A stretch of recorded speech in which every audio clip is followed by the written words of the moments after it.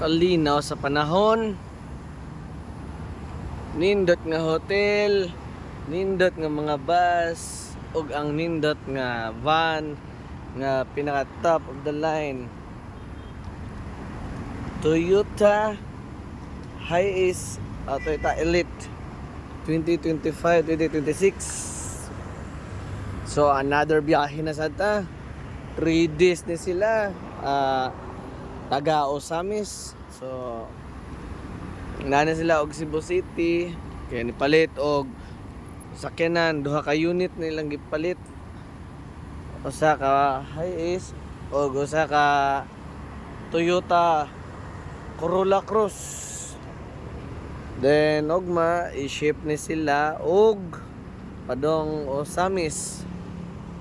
Yeah, dara day standby that diri sa Mandani Bay. Mingaw pa kayo. So another day, another biyahe na sad. Thank you Lord. So man ito mga kauban, mga driver. Okay. So, mga tourist driver. So shout out naman dyan sa mga driver. See you on the road. Keep safe and pray.